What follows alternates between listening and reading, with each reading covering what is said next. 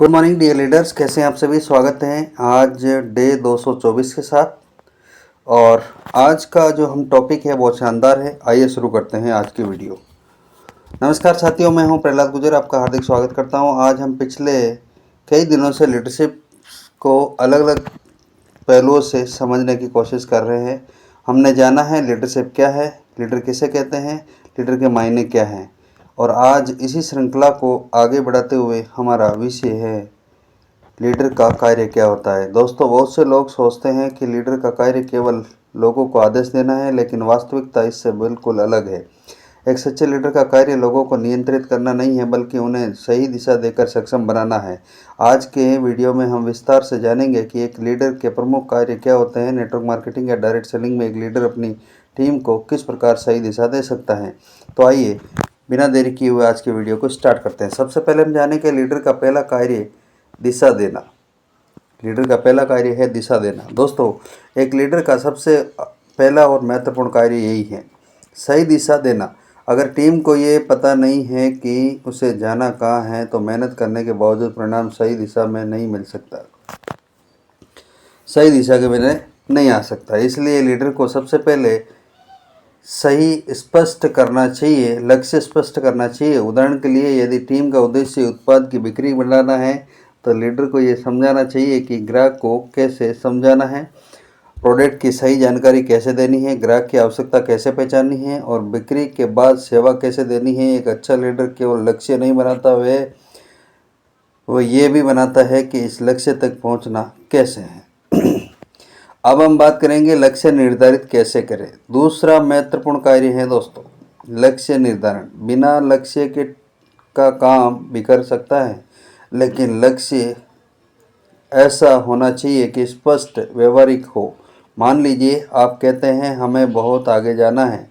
एक अच्छा स्पष्ट लक्ष्य नहीं है। इसके बजाय आप कह सकते हैं इस सप्ताह हमें इतने नए ग्राहकों से संपर्क करना है और इतने लोगों को प्रोडक्ट की जानकारी देनी है और मौजूदा ग्राहकों की सेवा का ध्यान देना है।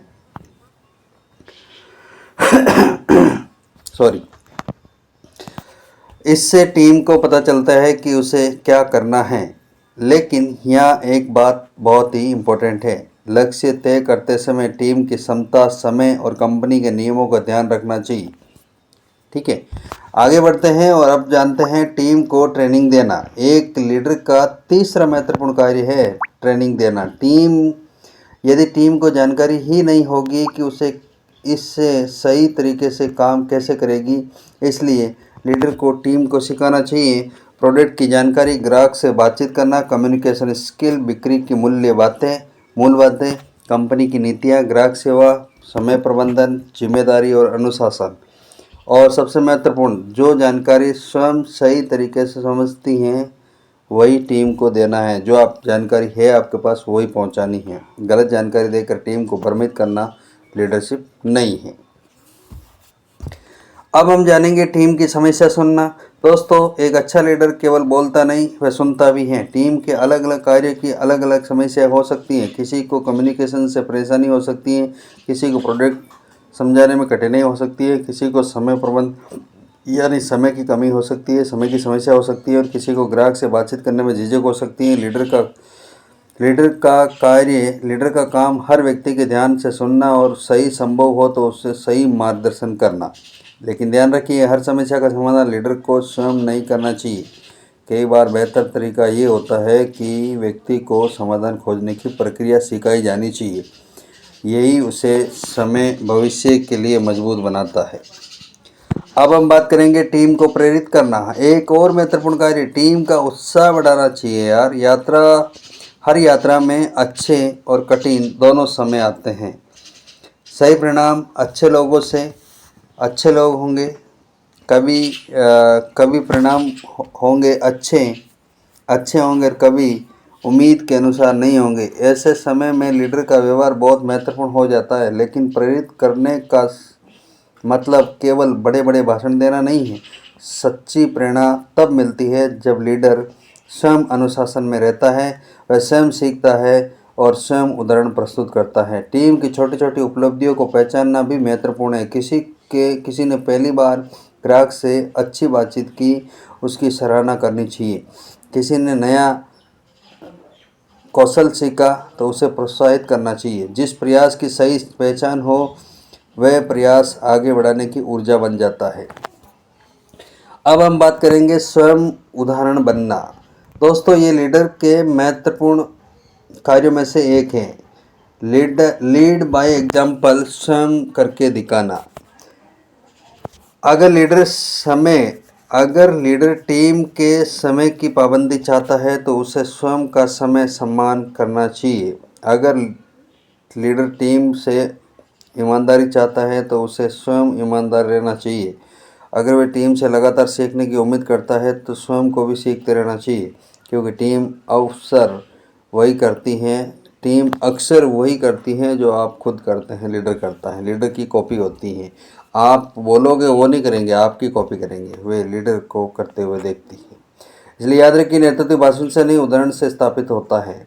अब हम बढ़ेंगे जिम्मेदारी लेना। एक लीडर का अगला कार्य जिम्मेदारी लेना। सफलता आने पर केवल ये कहना कि ये सब मैंने किया, ये लीडरशिप नहीं है। सफलता में टीम के योगदान को स्वीकार करना भी जरूरी है, और जब कोई समस्या आए तो दूसरों पर दोष डालने के बजाय समाधान पर ध्यान देना चाहिए। एक जिम्मेदार लीडर पूछता है, अब हम इस समस्या को कैसे सुधार सकते हैं?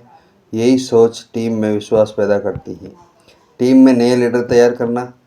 हाँ बिल्कुल, अब आता है लीडरशिप का सबसे महत्वपूर्ण कार्य, नया लीडर तैयार करना। यदि आपकी पूरी टीम हर छोटे निर्णय के लिए केवल आप पर निर्भर है तो आपकी टीम अभी पूरी विकसित नहीं हुई है। एक अच्छा लीडर ऐसे लोगों को तैयार करता है जो आगे चलकर स्वयं जिम्मेदारी संभाल सकते हैं। उन्हें ज्ञान दीजिए, प्रशिक्षण दीजिए, जिम्मेदारी दीजिए, गलतियों से सीखने का अवसर दीजिए और धीरे धीरे उन्हें नेतृत्व करने के लिए तैयार कीजिए। आपकी लीडरशिप की सबसे बड़ी सफलता तब है जब आपके बाद भी अच्छे लीडर तैयार होते हैं। अब हम जानेंगे आगे नियम और सही कार्य प्रणाली का पालन। नेटवर्क मार्केटिंग या डायरेक्ट सेलिंग में लीडर का एक महत्वपूर्ण कार्य ये भी है कि वे टीम को कंपनी की नीतियाँ, नियमों, कार्यप्रणाली को समझने में सहायता करें। उत्पाद के बारे में गलत दावे नहीं करना चाहिए, आय के बारे में वास्तविक वादे नहीं करना चाहिए, ग्राहकों को साथ मार्गदर्शन रखनी चाहिए और कंपनी के नियमों का पालन करना चाहिए, क्योंकि तेज़ी से बढ़ने से अधिक महत्वपूर्ण ये है कि सही तरीके से बढ़ना। दोस्तों, आज हमने जाना कि एक लीडर का कार्य केवल लोगों को निर्देश देना नहीं है। एक लीडर का कार्य दिशा देना, लक्ष्य निर्धारित करना, प्रशिक्षण देना, लोगों को बातचीत सुनना, प्रेरित करना, स्वयं का उदाहरण बनना, जिम्मेदारी लेना और नए लीडर को तैयार करना। याद रखिए, सच्चा लीडर को टीम को अपने ऊपर निर्भर नहीं बनता है, बल्कि टीम को इतना सक्षम बनाना है कि वे स्वयं को आगे बढ़ा सकें। अगर आपको ये वीडियो पसंद आए तो वीडियो को लाइक करें, कमेंट में अपनी राय ज़रूर दें और इस चैनल को सब्सक्राइब कर ले, तो फिर आपको ये ज्ञानवर्धक वीडियो मिलते रहे। तो मैं हूँ आपका अपना प्रहलाद गुजर। मिलते हैं डे 225 में एक नई टॉपिक के साथ फिर मुलाकात करेंगे। धन्यवाद। जय हिंद।